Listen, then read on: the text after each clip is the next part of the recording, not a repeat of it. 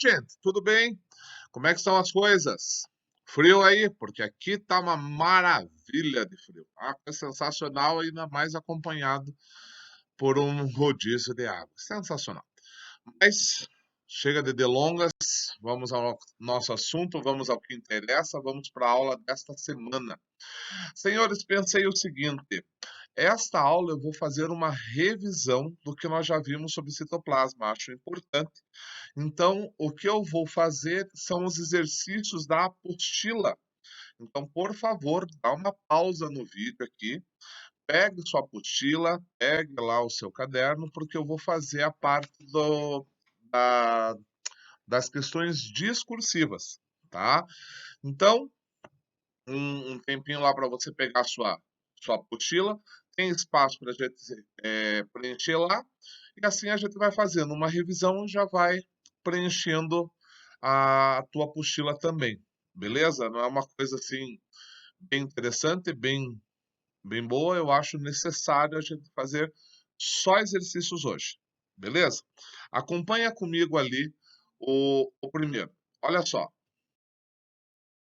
primeiro exercício que nós vamos fazer, eu estou na página 11 e 12, senhores, tá?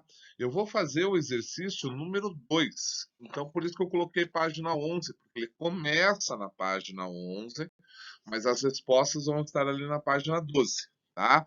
Não se esqueça que o exercício 1 eu já pedi para vocês fazerem na forma de tarefa, tá? Então, eu vou fazer só a parte discursiva. Vamos dar uma olhada. Eu tive o trabalho de colocar eles aqui nos slides, mas me acompanha pela sua apostila que fica melhor.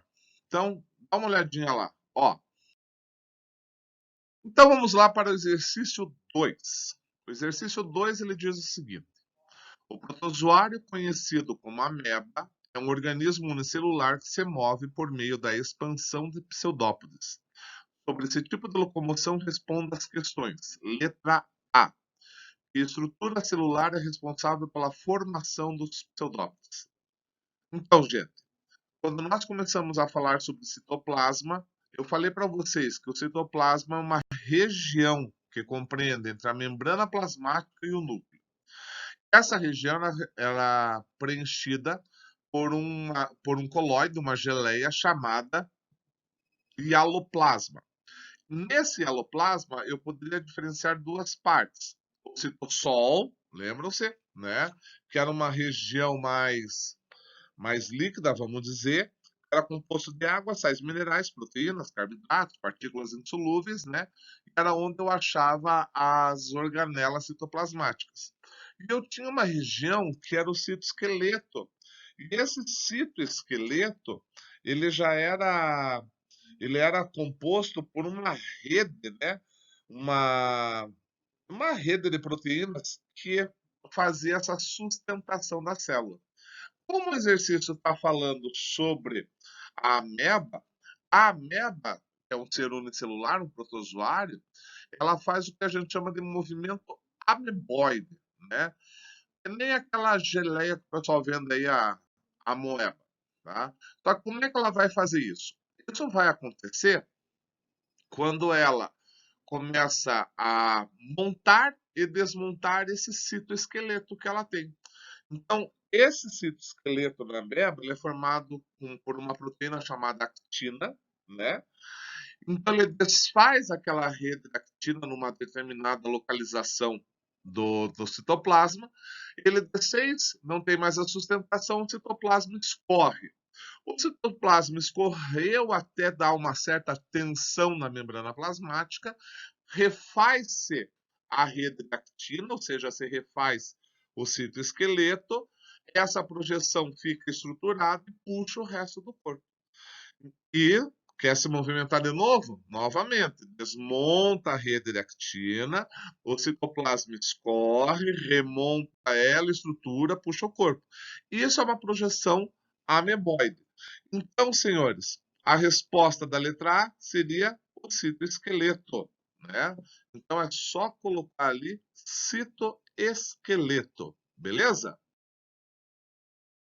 Na letra B, ele diz o seguinte: Em um experimento com duas amebas, uma delas, A, foi tratada com uma substância que desestrutura os microfilamentos que constituem o citoesqueleto, e a outra, B, permaneceu sem essa substância. Após algum tempo, a ameba A parou de se mover. A que se deve essa reação? Então, você veja, eu tenho duas amebas em dois locais diferentes. Uma delas eu coloquei uma substância neste meio que desestrutura os microfilamentos, tá? Que constitui o citoesqueleto.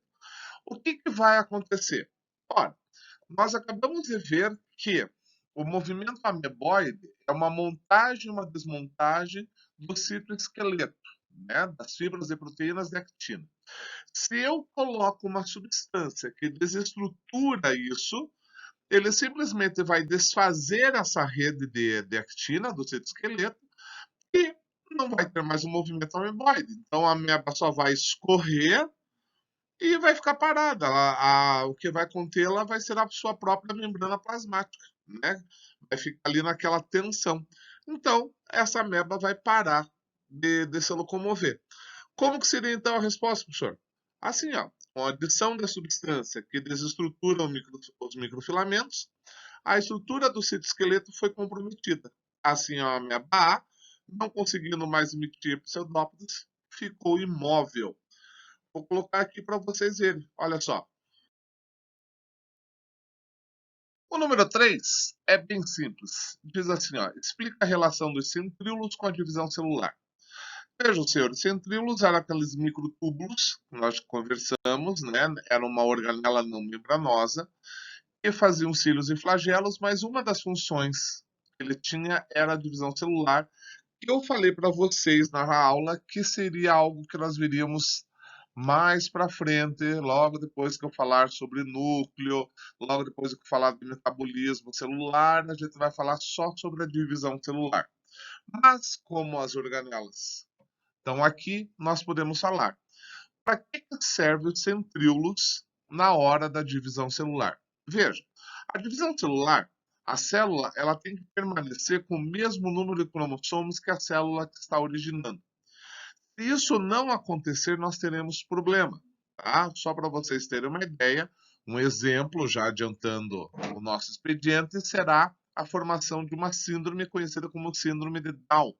É um cromossomo a mais numa célula, tá certo? Já ocasiona um grande problema para nós humanos, né? Isso a gente vai ver mais para frente. Então, quando a célula se divide, os cromossomos eles se duplicam e eles têm que ir com a mesma quantidade para as células que serão formadas. Quem vai garantir que vai, e às vezes não dá certo, são os centríolos. Então, lá na divisão celular, quer seja a mitose ou meiose, que serão as duas que nós vamos ver, ele vai formar filamentos proteicos, porque os centríolos são microtúbulos, ele formará filamentos proteicos, onde ele vai formar o que nós vamos chamar de fuso, né? No caso, o fuso mitótico, se for da mitose, o fuso meiótico, se for da meiose. Aonde ele prende esses cromossomos. E depois que ele prende, ele simplesmente vai desmontando esses fusos, puxando os cromossomos um para cada lado. Tá? Então, qual seria a nossa resposta? Nossa resposta seria assim, ó. Os centríolos formam uma estrutura denominada fuso mitótico, em que os cromossomos se prendem com um conjunto de filamentos constituídos por microtúbulos, denominados ásters, organizando a movimentação cromossômica, onde ele vai puxando, certo? É só pausar e copiar. Olha que coisa linda. O número 4 fala o seguinte: faça uma comparação funcional e estrutural entre cilos e flagelos. Então, tá aí duas estruturas que são originadas pelos centríolos, né? Os cílios e os flagelos, e ele quer uma comparação da função, uma comparação funcional e uma comparação da estrutura, né? Então, se a gente for perceber, ambos são feitos por projeções do centríolo, tá? Então, o centríolo ele é feito por microtúbulos, né? Que estão dispostos em torno de outros microtúbulos, de um microtúbulo central, tá? e eles vão fazendo essa projeção, né? Com um eixo de sustentação chamado axonema, certo? A função. Ambos têm a função na célula de locomoção. Lógico, os flagelos são mais longos, os cílios são mais curtos. O flagelo é um, dois, então são poucos numerosos, já os cílios são bem mais numerosos. Mas a função é a locomoção ou captura de alimentos, como alguns flagelos fazem. Tá certo? Olha ali a resposta. O exercício 5 diz o seguinte: existem muitas diferenças entre as células procarióticas e as eucarióticas. No entanto, todas apresentam ribossomos. Qual a importância dessa organela? Gente, essa daí é fácil, né? Ribossomo, organela citoplasmática, cuja função é a síntese de proteínas. Se nós não sintetizamos proteínas, não conseguimos nem estruturar as nossas células, por causa do citoesqueleto. Então, ela é fundamental. Isso daí foi muito fácil, isso daí é bem rápida. É só escrever: os ribossomos são responsáveis pela síntese de proteínas que formam suas membranas plasmáticas e outras estruturas, além de produzir enzimas para as atividades metabólicas. Não esqueçam que enzimas são também proteínas. E as enzimas, elas têm função catalisadora, né? Elas aceleram uma reação química. Lembra-se lá da bioquímica? Então, tá aí a resposta. Agora, gente, pula comigo. Vamos lá para a página 21 e 22. Vamos falar das organelas membranosas, né, da célula. Então, é muito fácil. Como eu falei para vocês, estamos fazendo apenas as questões discursivas da apostila. Então, eu fiz ali algumas importantes. Agora nós vamos lá para a página 21 e 22 e vamos fazer algumas interessantes, tá? Vamos começar com a número 1, que é uma de associação de colunas. Veja ali comigo. Então, gente, ali na página 21, o exercício 1 diz assim: uma característica importante das células eucarióticas é a quantidade de organelas membranosas que executam os mais diversos processos metabólicos. Associe cada uma das funções às respectivas organelas celulares. Então, veja, eu vou começar do fim para o começo. Eu vou falar a organela e nós vamos procurar a função. Então, ele começa ali com lisossomo. Lembram-se, senhores? Eu falava para vocês, né? Lise é quebra, soma é corpo, ou seja, é o corpo que quebra. Ora, se ele tem a função de quebrar substâncias, né? Quebrar biomoléculas, como proteínas, como lipídios, essa função é de digestão celular, certo? Então, a função dele vai ser digestão celular, letra C, né? Já ele me fala ali retículo endoplasmático. Quer seja o rugoso, quer seja o nosso amigo liso, eles vão fazer síntese. O retículo endoplasmático rugoso faz a síntese de proteínas e o retículo endoplasmático liso faz a síntese de lipídios, né? Então, o que eu tenho ali? Transporte e síntese de substâncias. Essa é a função dele, sintetizar. O complexo golgiense, ele pegava simplesmente e armazenava as substâncias, colocava ela em bolsas, né, e depois exportava. Ele fazia a secreção, né? Então, aonde está isso? Armazenamento e secreção de substâncias. Letra B. Os centríolos, a gente já está vendo aí há uns 2 exercícios anteriores, ou ele vai ajudar na divisão celular, ou ele vai fazer cílios e flagelos, vai fazer a locomoção. Aonde está isso? Olha lá, a movimentação dos cromossomos durante a divisão celular. Isso, é ele que faz. Resposta letra E. E peroxissomo, ora, só sobrou letra D, né? Faz a desintoxicação de substâncias prejudiciais. Esse é o nosso grande aliado, tá certo? Então tá lá, ó. Veja como é que ficou a resposta.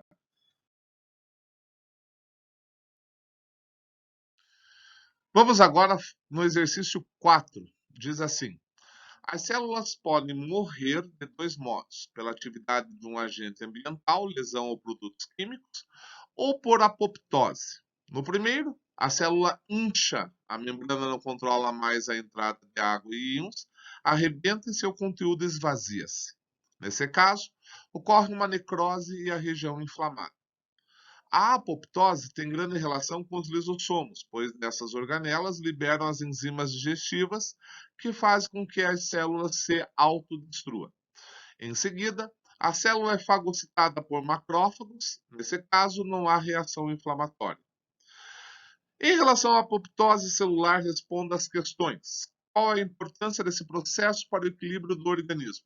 Ora, gente, não vamos aqui falar sobre a lesão e sobre a inflamação, isso daí é uma necrose, isso daí é por algum agente, vamos falar mais da apoptose.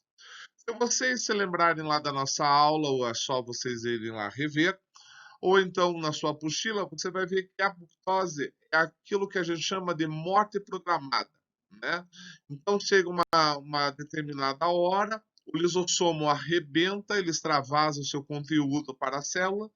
O conteúdo que o lisossomo carrega são enzimas, elas acabam digerindo essa própria célula, fazendo o aparecimento, vamos colocar entre aspas, de um cadáver celular que vai ser removido por macrófago, como o texto ali do exercício está falando, né? Mas o que ele quer saber é qual a importância, tá? Ora, nós temos tecidos que são renovados todos os dias, né? Nós precisamos renovar tecidos e quando eles têm com células renováveis, né? Por exemplo, o nosso fígado, coitado, tem que ser renovado, porque tem algumas substâncias que acabam matando ele. É, pâncreas, as células são renováveis, tá? Então, ele faz uma renovação de tecido quando as células já envelhecem, né? Também é uma destruição celular que auxilia a remoção de células defeituosas que se multiplicam em excesso. Se não me falha a memória, quando nós ainda estávamos em aulas presenciais, eu falei para vocês sobre o que era o câncer, né? Que eram células que se dividiam, não conseguiam formar tecido, formavam uma espécie de calombo em cima do órgão onde elas estavam. A apoptose também auxilia para que você destrua esse câncer. Então, qual seria a nossa resposta? O processo da apoptose atua principalmente nos tecidos que se renovam continuamente, como a epiderme e as mucosas. Esse mecanismo de destruição celular também auxilia na remoção de células defeituosas ou que se multiplicam em excesso, como nos casos de câncer. Tá certo? Olha ali a resposta. A letra B diz o seguinte, senhores: cite exemplos de apoptose celular durante o desenvolvimento embrionário dos anfíbios, rãs e sapos e dos seres humanos. Ora, gente, comentei isso com vocês em sala de aula, que quando nós ainda estamos em fase fetal, nossos dedos têm membranas que colam eles, né? Então nós temos até a ponta dos dedos essas membranas que vão se perdendo, vão se transformando, né? São as famosas membranas interdigitais que vão se acabando e só fica ali um vestígio bem lá na base dos nossos dedos, tá? Essas membranas elas saem graças à apoptose, elas não são cortadas, né? É, já falei até para vocês que tem muitas vezes que pessoas não conseguem ter essa apoptose e nascem com os dedos grudados, tanto da mão quanto do pé.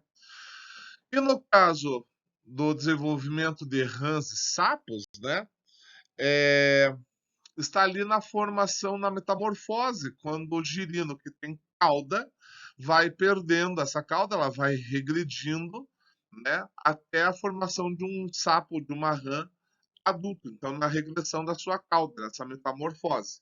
Então, como é que ficaria a resposta? Ficaria assim, ó. Regressão das membranas interdigitais das mãos dos seres humanos na fase fetal e da cauda dos girinos na metamorfose. Bem fácil, bem rapidinho. Dá só uma olhada. No exercício 7, nós temos isso daqui, ó, que eu falei pouco para vocês, por isso que eu vou aproveitar e fazer para o exercício, e daí na próxima aula a gente faz como revisão. Então, assim, ó, mitocôndrias e cloroplastos apresentam DNA, RNA e ribossomos próprios, podendo se autoduplicar. Explique como isso reforça a hipótese endossimbiótica. Eu falei para vocês da hipótese endossimbiótica na nossa última aula, quando eu falei para vocês sobre peroxissomo, tá? Lembram-se que eu falei que o peroxissomo também tem essa hipótese para ele, só que a única diferença é que o peroxissomo ele perdeu o seu material genético, né? Os cientistas acham que ele foi englobado pelo próprio núcleo celular. E hoje ele é uma organela sem esse material genético. Porém, mitocôndrias e cloroplastos, que ainda são organelas que nós veremos, ainda possuem DNA e RNA, né? E ribossomos no seu interior. Tanto é que eu cheguei a conversar com vocês que as mitocôndrias que nós temos no nosso corpo, todas elas são de origem materna, né? Estavam dentro de um óvulo. Não, nós não temos nenhuma mitocôndria de origem paterna, porque as mitocôndrias estão na parte intermediária do espermatozoide, tá? Mas isso é uma coisa para um outro assunto. O que é essa tal dessa hipótese endossimbiótica? É aquela hipótese que o pessoal acredita que procariontes, bactérias muito primitivas há milhões de anos, invadiram células, né? Células eucarióticas. E, em vez de parasitar essas células, elas resolveram fazer uma simbiose. O que é uma simbiose? Uma ajuda a outra e não se separa mais. Então, essa célula eucariótica dá proteção a essa bactéria produzia alguma vantagem para eles. No caso da mitocôndria, foi a produção de energia, no caso do cloroplasto, foi a fotossíntese, né? A pergunta explique como isso reforça a hipótese endossimbiótica. Ora, a hipótese endossimbiótica propõe que as mitocôndrias dos cloroplastos teriam sido seres procariontes, há milhões de anos passaram a viver em simbiose com células eucarióticas. Por que a gente sabe disso? Por causa dessa presença do DNA e RNA em ribossomos. A presença de DNA, RNA e ribossomos nessa organela reforça essa ideia, porque organismos procariontes apresentam tais estruturas, certo? Veja aí a resposta. Agora, senhores, pega lá o caderno de atividades, tá? E nós vamos ver as páginas 4, 8, 10 e 11.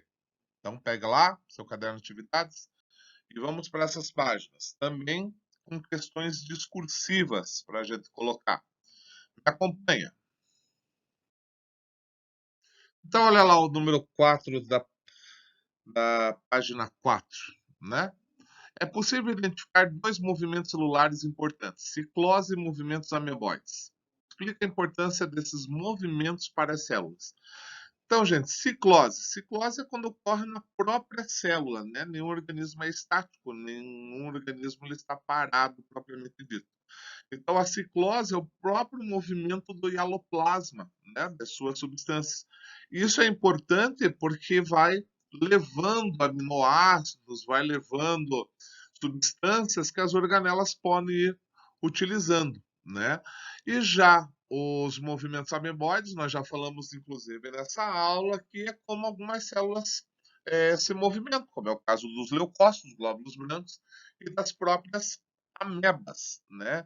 Então, uma coisa bem fácil da gente perceber. Como é que ficaria essa resposta? Então, eu colocaria assim, ó. A ciclose corresponde à movimentação do citoplasma, possibilitando a mudança de posição das organelas citoplasmáticas e a movimentação das vesículas do interior das células. Os movimentos ameboides conferem movimentação à célula, como a locomoção de organismos unicelulares, né? Se quiser até colocar como exemplo leucócitos ou glóbulos brancos e ameba, fique à vontade. Mas está aqui a resposta, ó. Olha o número 5. Diz assim: os centríolos são organelas não membranosas e estão ausentes nos procariontes. Qual a principal proteína que constitui os centríolos e Letra B, qual a importância dessas organelas em relação à mitose e meiose? Fizemos já um exercício bem parecido com esse, eu só coloquei esse daí por causa que na letra A ele pedia a proteína, né? Então a proteína que faz os centríolos é a tubulina, tá? Bem facinha da gente colocar o nome. Então a letra A fica tubulina. E a letra B, qual a importância dessas organelas em relação à mitose e à meiose? Nós já falamos, né? Os centríolos, eles projetam suas ásteres, né? Que são essas projeções proteicas de tubulina, e elas que vão orientar a separação dos cromossomos. Os cromossomos eles ficam presos ali, depois eles vão desfazendo essas hastes e eles vão orientando esses cromossomos, cada um para um lado, para que as células filhas, as novas células que vão ser formadas, possam ter o seu número de cromossomos. Então, bem facinho, dá uma olhada aí na resposta. Agora, pula comigo ali na página 8, vamos fazer o exercício 18. Vai para lá que são bem legais. Ele diz assim, ó: nosso sistema imunitário apresenta diversos mecanismos de defesa contra possíveis agentes invasores, pois a todo instante estamos expostos a milhares de micro-organismos. Quando uma bactéria invade nosso corpo, o sistema imune é ativado. Um dos mecanismos de defesa é a destruição do organismo estranho.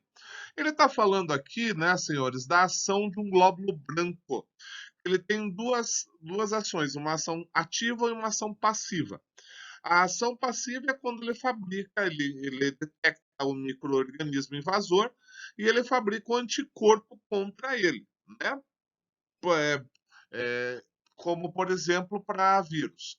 E numa ação ativa, esse próprio glóbulo branco, esse leucócito, ele participa do ataque, ele vai até o micro-organismo invasor, engloba ele, mata ele, né? Que é o caso que acontece por fagocitose, né? Então, quando ele pega lá um protozoário, digamos, uma bactéria, né? Ele fagocita e o lisossomo vai lá e mata aquela bactéria lá dentro. Ele diz assim, ó, qual é a estrutura celular responsável por englobar a bactéria? E qual é o nome desse processo? Então, se o leucócito vai lá e vai englobar, lógico, gente, é o que limita o leucócito. O que limita o leucócito? A membrana plasmática. Então, que estrutura é responsável por englobar a bactéria? A própria membrana, que vai fazer um vacúolo, né? Aí, quando ela fagocita, ela fazia aquele fagossomo, lembra-se? Nós falamos isso lá em fagocitose, que depois vai se unir a um lisossomo que vai digerir aquilo ali, tá? Então, ele me diz assim, qual a estrutura celular responsável por englobar a bactéria? A membrana plasmática. E qual é o nome desse processo? Fagocitose, tá certo? Quando engloba substâncias sólidas. Então, dá uma olhada aí na resposta. E a letra B ele diz assim: após englobar a bactéria, a célula degrada por meio da digestão intracelular. Indica a organela relacionada a esse processo e explique como ela funciona. Então, como a gente já tinha falado ali, depois de englobado, né, que a membrana forma ali o seu fagossomo, o lisossomo se junta. Lembrem-se, vamos aproveitar esse exercício aqui. Lembrem-se, é o lisossomo primário, porque ele é recém-formado pelo complexo golgiense, que quando se une a esse fagossomo, vai dar origem ao lisossomo secundário, né, aonde ele vai ser digerido. Então ele se une. Vai sobrar algum resto, vai ser expelido pela exocitose, tá? Então como é que ficaria? Ficaria assim, ó, após a fagocitose, o lisossomo se funde à vesícula formada durante a endocitose. O lisossomo apresenta enzimas digestivas em seu interior, as quais realizam a degradação das partículas. Olha só como é que ficou. Agora vamos lá no exercício 26 da página 10, senhores. Esse caiu na Unicamp em São Paulo, importante vestibular. Diz assim, ó. As funções das células estão relacionadas com sua estrutura e com sua atividade metabólica. Apresenta-se abaixo uma tabela em que estão discriminadas as porcentagens, as extensões de membranas de algumas organelas de duas células, A e B, provenientes de dois órgãos diferentes. Então, eu tenho lá duas células, A e B, eles me dão a porcentagem da membrana do retículo plasmático rugoso, 35% na A, 60% na B. Do liso, 16% na A, menor que 1% na B. No complexo de Golgi, eu coloquei do jeito que estava. Você sabe hoje em dia que é complexo golgiense ou golgiosomo, mas permanecer ali, 7% na A, 10% na B. Membranas da mitocôndria, 7% na A, 4% na B. E membrana interna da mitocôndria, 32% na A, 17% na B. Vamos ver quais são as perguntas que ele quer.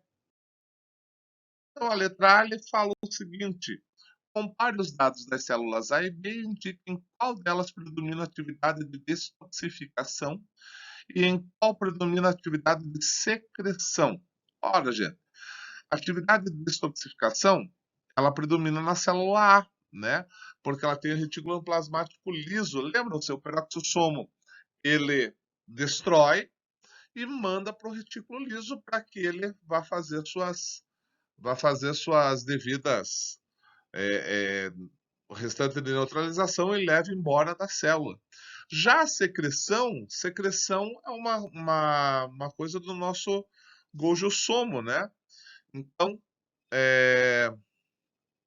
ele vai estar bem mais envolvido na célula B, porque ele tem ali na membrana do complexo Golgi 10%, né, de Golgi-somo. Então, ele vai estar mais desenvolvido na B. Então, como é que ficaria a resposta? A atividade de detoxificação predomina na célula A, porque essa célula tem retículo plasmático liso, bem mais desenvolvido se comparado com a célula B, né? 16%.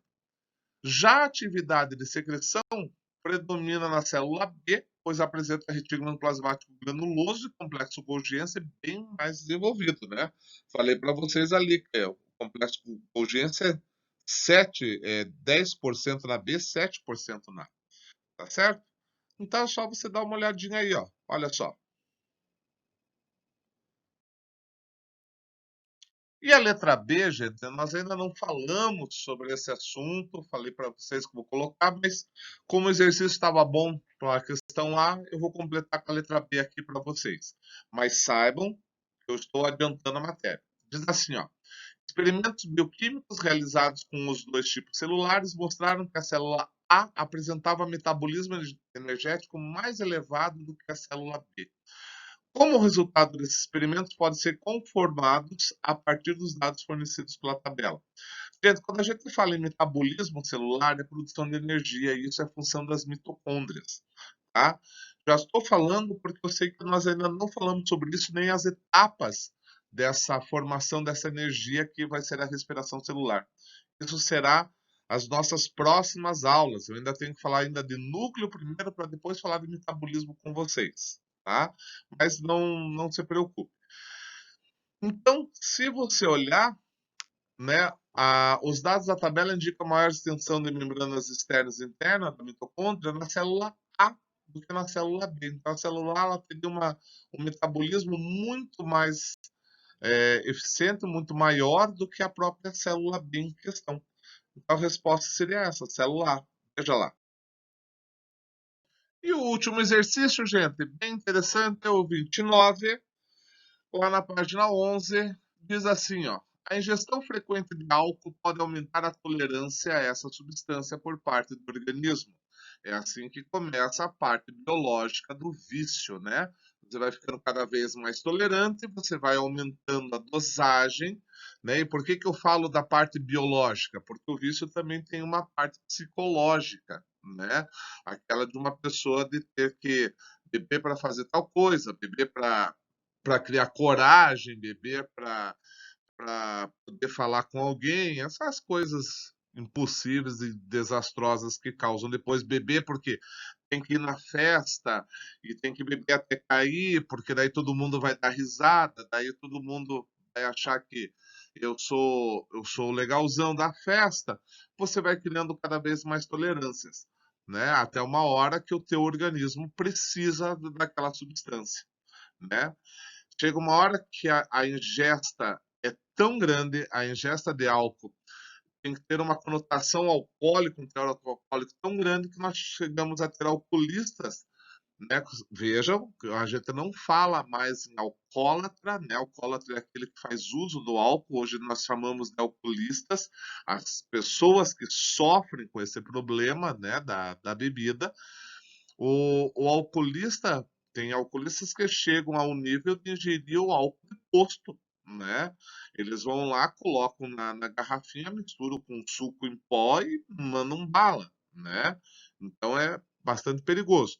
Mas a pergunta é essa: como é possível explicar essa situação com base nas estruturas celulares presentes nas células que realizam a degradação do álcool? Muito fácil, né? Quem que vai fazer essa parte de desintoxicação, né? E responsável pela degradação, o nosso querido e amado retículo plasmático liso, né? Então, a resposta ficaria assim, ó. A ingestão frequente de álcool provoca o aumento do retículo plasmático liso, responsável pela degradação dessa substância. A presença dessa organela mais desenvolvida faz com que a degradação do álcool se torne mais rápida, aumentando sua tolerância. E daí, cada vez mais, para você entrar naquele estado alterado, você precisa de mais e mais substâncias alcoólicas dentro de você. Esse é o perigo, né? Mas na nossa sociedade, o pessoal diz que isso é legal, então fica por aí fazendo besteira até dizer chega.